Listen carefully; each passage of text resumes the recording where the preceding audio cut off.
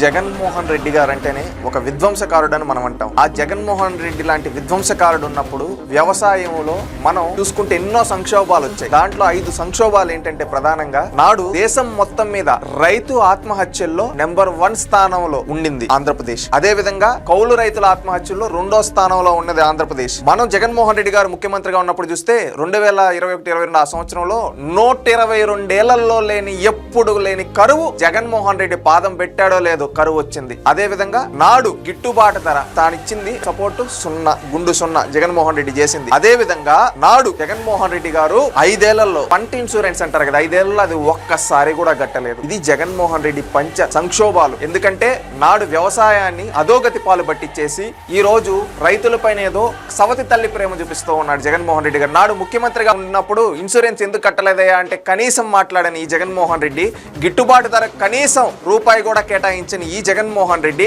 నాడు రైతు ఆత్మహత్యలు జరుగుతుంటే ఇది కామనే కదా అన్న విధంగా అన్న జగన్మోహన్ రెడ్డి నేడు ఉంగేడుపులు ఏడుస్తూ కావాలని ఈ రోజు రైతులకి కూటమి ప్రభుత్వం వచ్చిన తర్వాత గిట్టుబాటు ధర కల్పించింది. ఇక్కడన్న పంట ఉత్పత్తి పెరిగిపోయి మార్కెట్ లో ధర లేకపోయినా ఆ మార్కెట్ ధరను ప్రభుత్వమే భరించి రైతులకి న్యాయం చేసింది. ఈ విధంగా రైతులకు అండగా నిలబడుతూ అదే విధంగా ఏదైతే చెప్పారో ఎన్నికల్లో హామీ అన్నదాత సుఖీభవ అది క్వార్టర్లీ వేస్తూ రైతులకు అన్ని విధాలా అండగా ఉంటే ఈ రోజు ఈ జగన్మోహన్ రెడ్డికి ఏంటంటే ఇప్పుడు ఏది చూసినా మనం లిక్కర్ కేసు చూసినా మళ్ళీ అదే విధంగా డ్రగ్స్ కేసులు ఈ విధంగా అన్ని తాడేపల్లి ప్యాలెస్ ని చుట్టుముడుతూ ఉంటే ఈ రోజు టాపిక్ డైవర్షన్ కోసం రైతుల పైన సవతి తల్లి ప్రేమ చూపిస్తూ ఉన్నాడు ఈ జగన్మోహన్ రెడ్డి. తానున్నప్పుడు ఆత్మహత్యల్లో నెంబర్ 1, నాడు కౌలు రైతుల ఆత్మహత్యల్లో నెంబర్ 2, అదే విధంగా 123 సంవత్సరాలు ఎప్పుడూ లేని కరువు జగన్మోహన్ రెడ్డి పాదం పెట్టిన తర్వాత 2021-22లో వచ్చింది. అదే విధంగా నాడు ఇన్సూరెన్స్ కి జగన్మోహన్ రెడ్డి కట్టింది 0. అదే విధంగా నాడు జగన్మోహన్ రెడ్డి ఉండేటప్పుడు గిట్టుబాటు ధర కనీసం ₹1 కూడా ఎక్కువ వేయాలి. మార్కెట్లో ఎంత ధర ఉంటే వాళ్ళు అమ్ముకోని, అంతేగాని ప్రభుత్వం తరపు నుంచి గిట్టుబాటు ధర కేటాయించింది గుండు 0. ఈ విధంగా